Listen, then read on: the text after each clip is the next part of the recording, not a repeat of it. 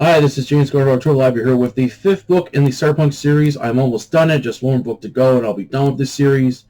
The book I'll be discussing today is Do Androids Dream Electric Sheep by Philip K. Dick. This was first published in 1968. This edition I have right here is from Del Rey, and this is from June 1996. This was the very first science fiction book I read. My father got me this book as a gift, and when I first read this book, it blew my mind at just how great it was. And reading it again, it was just a blast reading this book again. And I look forward to reading so many more novels by Philip K. Dick and rereading some other ones I read and some ones I haven't read yet. But anyway, so during my review, I would discuss about the book, the things I liked, the things I didn't like, and my other thoughts and opinions on the book as well. Without further ado, let's get into it. Plot. Set in the post-apocalyptic dystopian future of San Francisco in a world that has been badly affected by the World War terminus that has killed off a lot of people, including animals. The war has caused many species to be endangered or extinct, causing people to buy real animals as they're very valuable. However, most people can't afford to buy real animals, so most buy cheap fake electric copies based on real animals. The rich have fled Earth and colonized other planets such as Mars and use androids, or Andes for short, as personal servants. However, many androids have escaped from their masters and tried living with the humans back on Earth. To deal with these Andes that escaped, the police have highly trained bounty hunters track down and kill these fugitive androids. There are also groups of mutant people known as antheads or chicken heads that have been badly disfigured from radiation and live in abandoned areas since they are disliked by humans. Rick Deckard, a bounty hunter, is called to kill 6 androids that have escaped from Mars.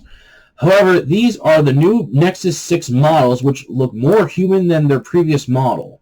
Another bounty hunter, Dave Holland, tracked and took down 2 Andes before the third one he was after, Polakov, nearly killed during a Voight-Kampff altered scale test, shot him in the neck with a laser tube, leaving Dave in critical condition.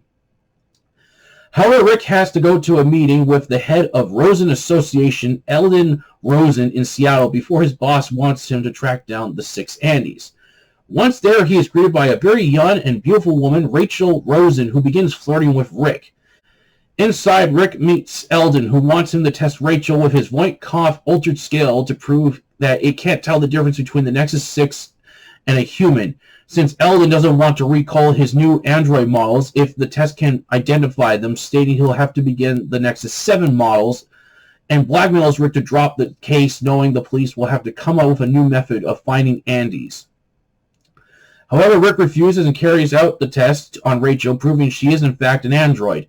After finishing his test, Rick packs up and is going back to San Francisco to hunt down the Andes. Rachel tries bribing Rick by giving him a real owl, but declines the offer, stating he gets paid $1,000 for each android he kills and wants to buy a real animal to replace his fake sheep he has on his apartment roof, not only to improve his relationship with his depressed wife, Iran, but to keep up with his neighbor, Barbara, who owns a real horse and had fertilized sperm sent to them, making their horse pregnant and will be giving birth to a young horse.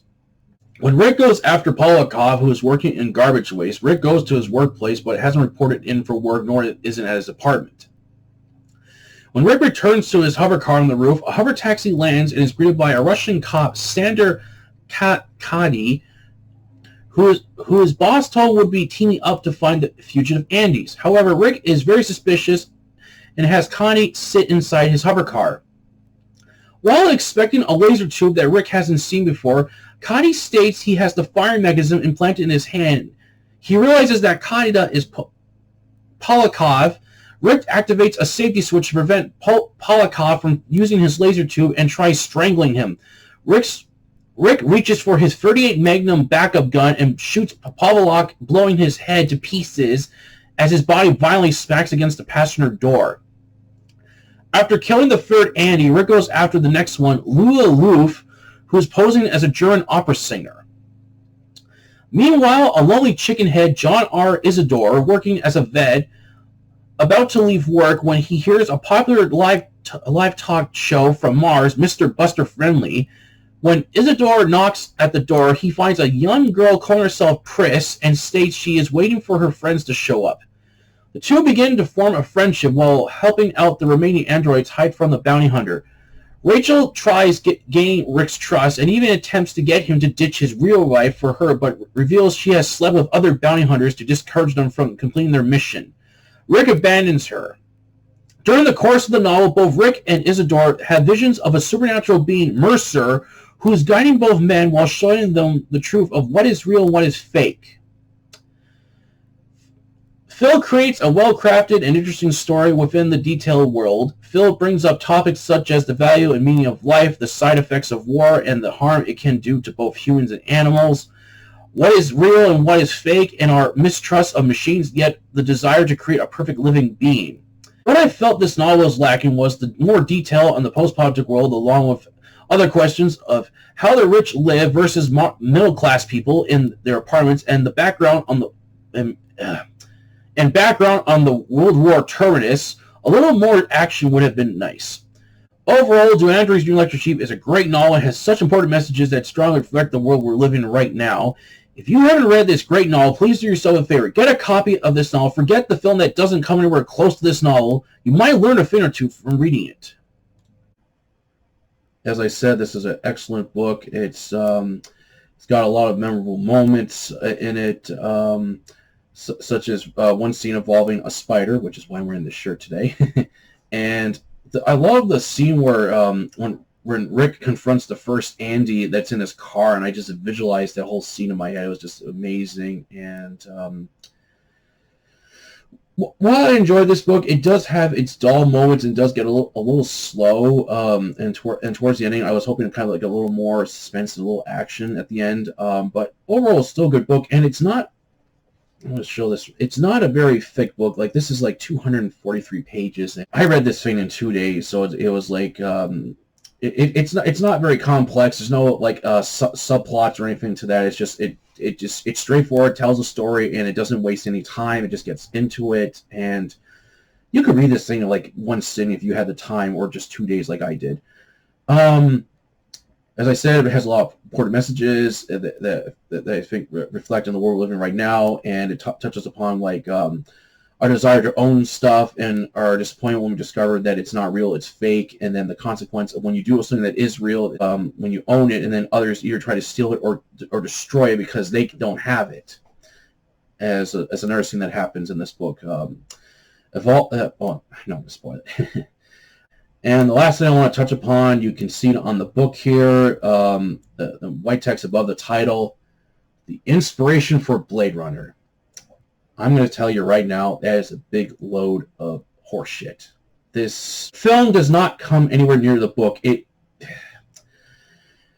really disgusted me when I was doing some research on the book, when I was going over, after I've done reading, just doing my research, and while working on the script during my review, how Wikipedia states that the film has literally overshadowed this book, and to me that is a crime. To overshadow a great book, that would be like overshadowing trying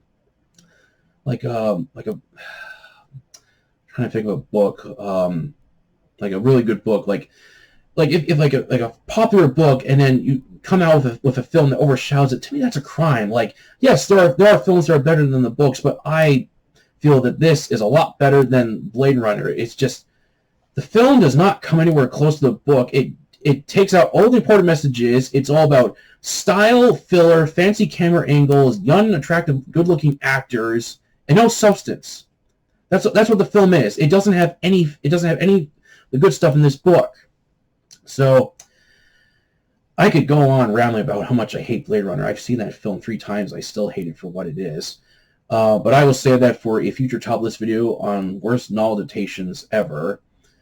As when I go to talk about Blade Runner, I am literally going to gut that film to pieces and reveal why it is a terrible film and why it does not have any substance in it whatsoever, and why this is better. So avoid the film at all costs. Avoid it. It's not worth seeing. I recommend you read the book. It's a lot better. All right.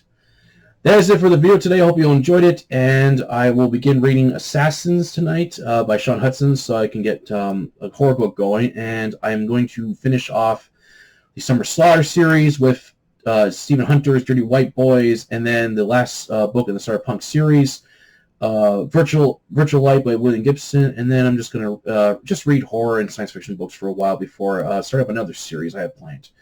So if you like this video, please like it, share it, and don't forget to subscribe to our library, the YouTube and Facebook group with the same name, a place you can post your review fiction. Until then, I'll catch you later.